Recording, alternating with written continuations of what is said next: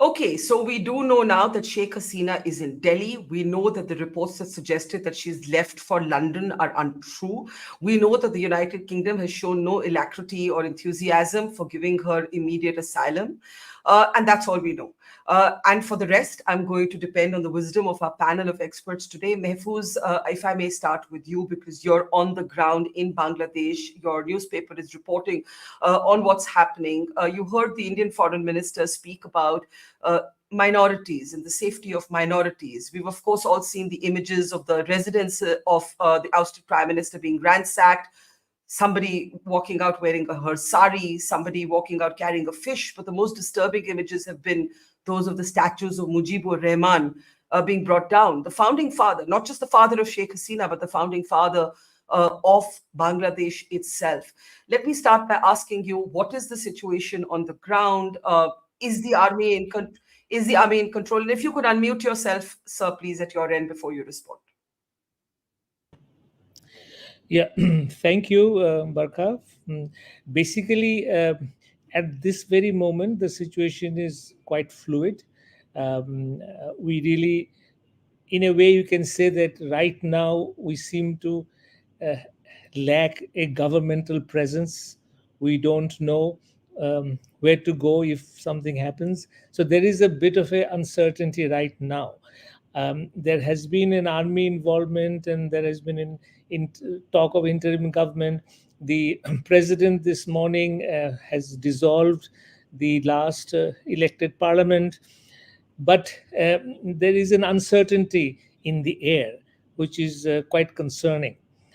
Things are not clear, and we hope whatever happens, there has to be a very clear, defined authority to protect lives and properties of the citizens. This is a bit, if you like, uncomfortable situation, quite uncomfortable situation.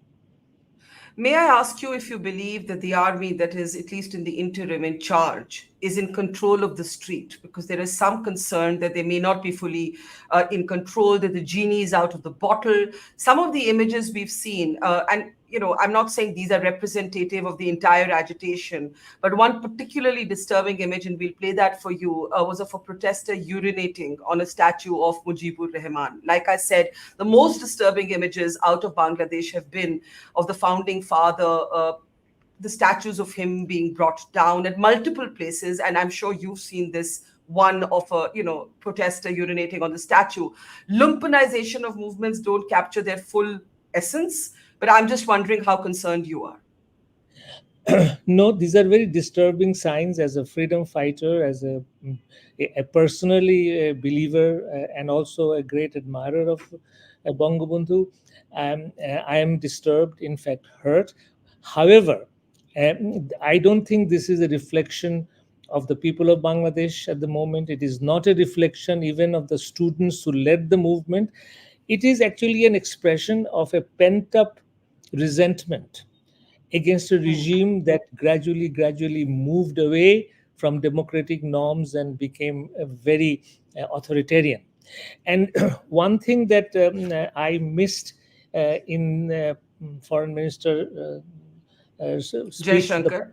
Jaishankar's Yes. speech to the parliament is that he referred to violence and all that, but the killing of students, which really tipped the balance. I mean, the student movement all through was peaceful.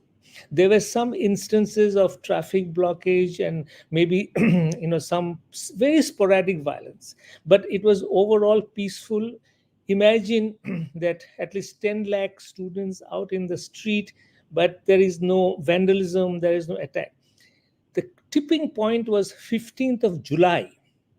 First, it started by the declaration of the General Secretary of Awami League saying that my student league is good enough to handle these people.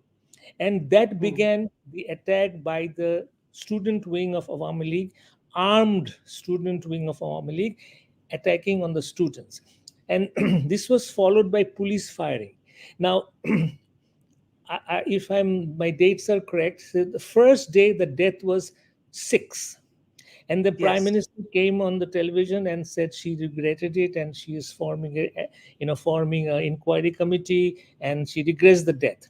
But second day there are 29 deaths. On the third day there are 66 deaths. Then Mm-hmm. down to 29 and something. Within a matter of less than a week, we have about 225 people, students about 45.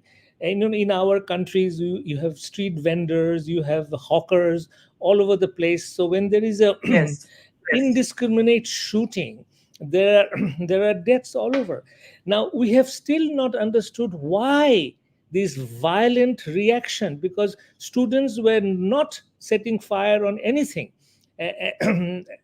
Of course, in a mass mentality, sometimes you Yes. have undesirable things, but the spirit of it was peaceful demonstration. It is the police firing. I would like to tell all those people here present that there is two segments to the story. One is the increasing repressive regime around against which people had their own resentment. Three elections, 2014, 2018, and last one 2024, they were all heavily rigged. And because Yes. the government, with the help of the police, the media, everything, they were able to manage it. I think Sheikh Hasina got into a confidence mindset that I'm able to manage everything. But that is one part of the story. And I think that created resentment, anti government sentiment. But it would not have resulted into this Mm. violent outpouring but for the killings that took place. Believe me, I mean, I'll just show you. Can you see me? Yes. This is Let's go full this is frame. Can we go full frame? this is Yes. You're trying to show us something. Can we this go this full is frame? Yes, this sir. is last Friday's our paper, of which Yeah. only 15% of the boys and girls who were killed we were able to publish. Look at the faces. Now, government got into a narrative. Am I taking too much Hmm. time? No, please complete your point. Just please No, no, no. complete your points. The government went into a narrative that these are not students, but these are members of the opposition. They were members of a religious extremist. So they are using the student to go for anti-government sort of demonstration. And Yeah. particularly when it turned into a one-point demand, it did so at the end of more than 300 dead by our count. And we were very Yeah. conservative. We counted on the basis of dead bodies in hospitals, in morgues, and in, in narrations of the relatives. But other Got it. newspapers and in the social media, the numbers are much higher. This was the tipping point. So you have explained everything very lucidly. I will just ask you very briefly before I open it up. Sheikh Hasina is in India. How is that being viewed in Bangladesh? Uh, Not very favorably, I'm afraid. But a person's security is his or her first concern. Yeah. I personally think that I mean, she didn't have to leave the country. She could have gone to some place. I mean, there's enough support for Sheikh Hasina.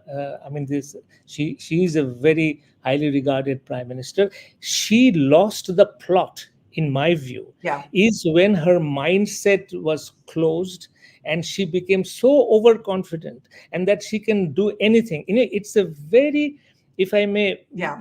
make a journalistic sort of comment, that a all-knowing prime minister ended up realizing that she did not know her own people. Well, that has to be the quote of the day. An all-knowing prime minister did not know her own people. I want to Ended up open not this up. knowing her own people. Ended up not knowing her own people, even though, ironically, on the quotas, which was the trigger point for the street protests, it was not her, but the courts that actually changed the law. But by the end of it, it wasn't about the quotas. It was about perceived authoritarianism, rigged elections, and then the violence that was inflicted on the protesters. Ambassador Sinha, that is the view from Mahfuz in Bangladesh. But for India, this is a matter of serious concern. I don't think, it's quite being viewed as having unfolded in a favorable way. There are those who question whether the protests were hijacked. Critics of the Hasina regime deny that. There is talk of whether Pakistan and China, have in some ways encouraged these protests. This isn't just coming from the BJP. Today, opposition members at the all-party meeting have raised similar questions. Your perspective? Well, when a thing like this happens, all kinds of conspiracy theories start.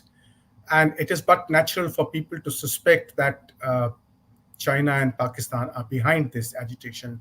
Now, two or three things are very important here. One is that Sheikh Hasina had a rather bad visit to China just before this agitation started. She came back and the agitation started soon thereafter. The Jamaat, which is one of these forces involved in the protests, is very close to Pakistan. So this feeling that Pakistan and China are behind this agitation has a certain degree of validity in the minds of people who suspect that.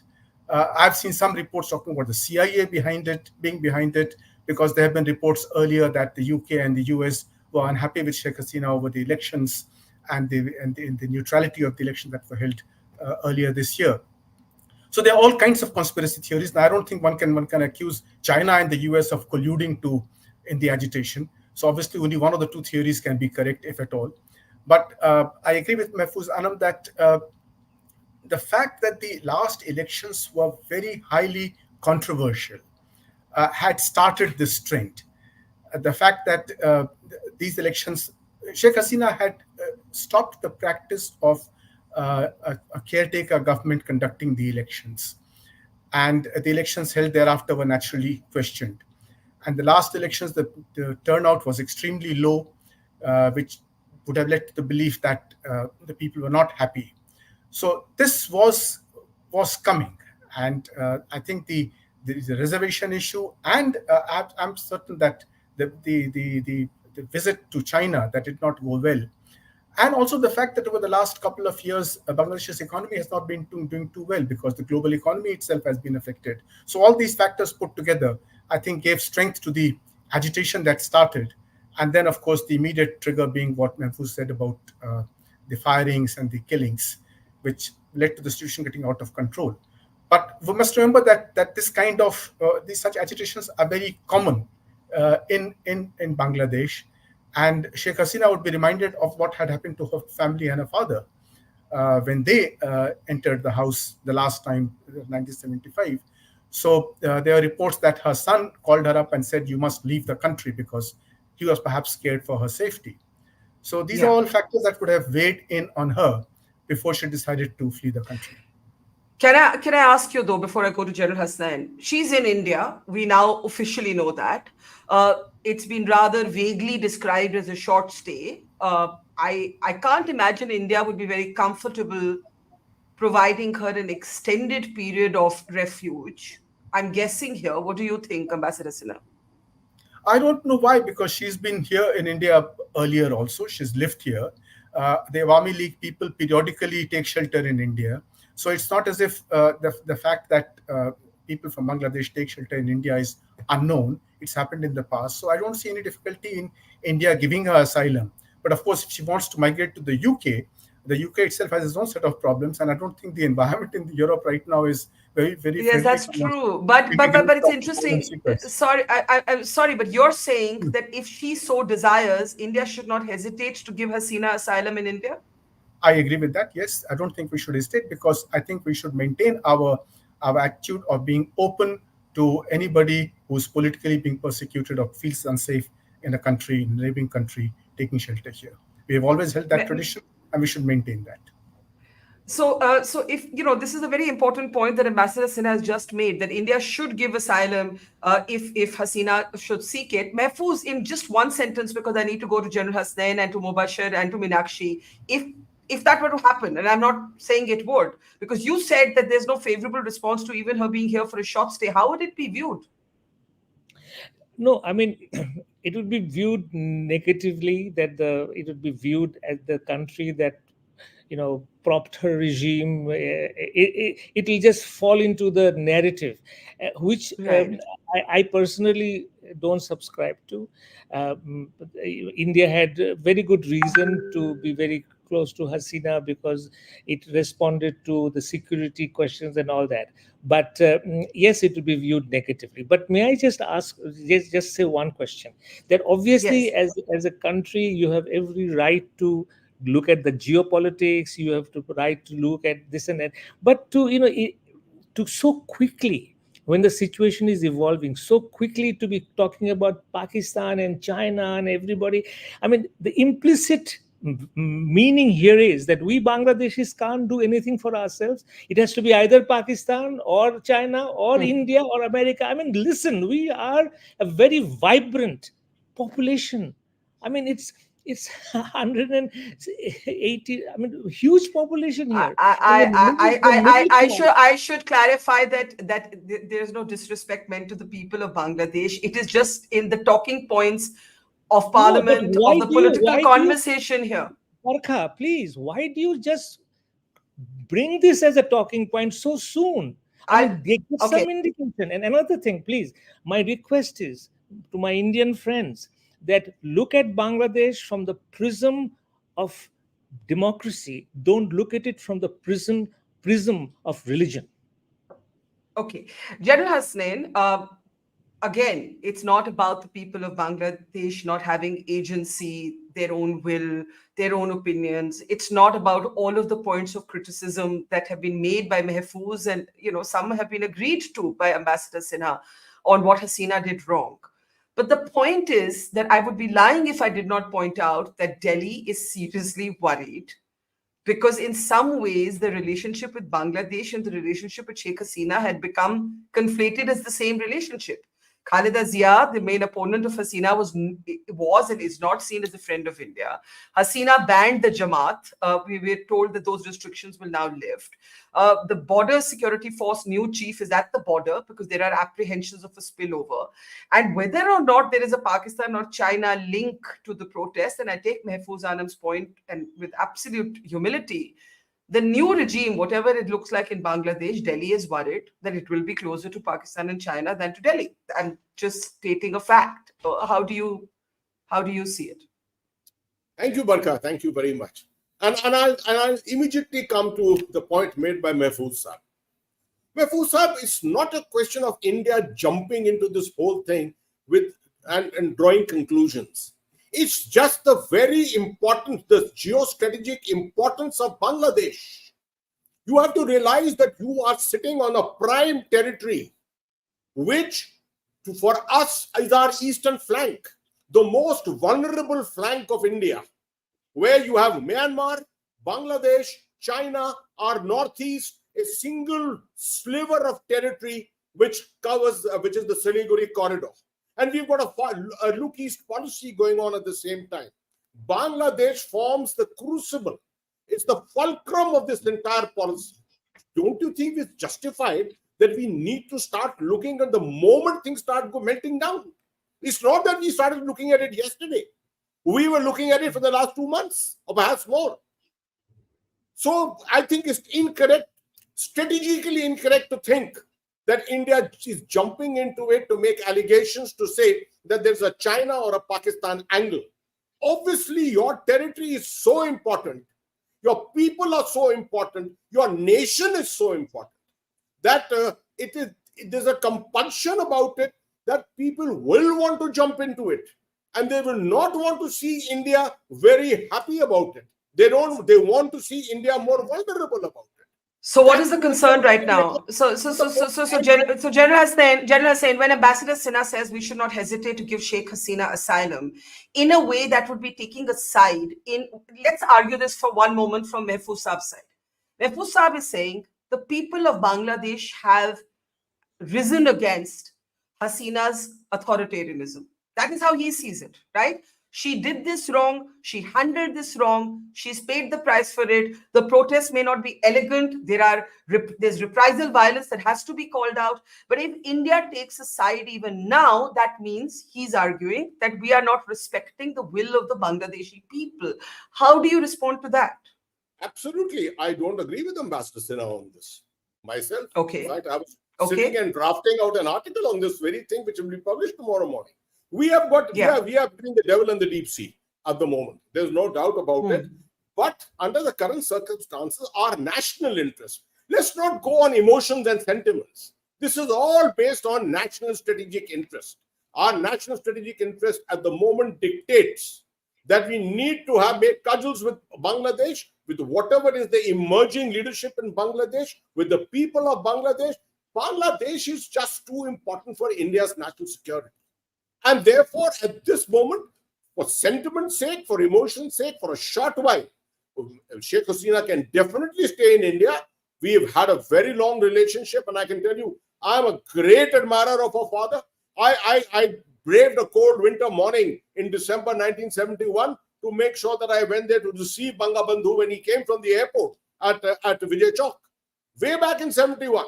I hold Bangladesh in very high esteem as a country. I've served with your army. I know the kind of professionalism they have. So for me, it is national interest.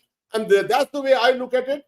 And I say, no, we must definitely show our emotional and sentimental side of it too by opening up our doors for some time. But ultimately, Sheikh Hasina has to live somewhere else.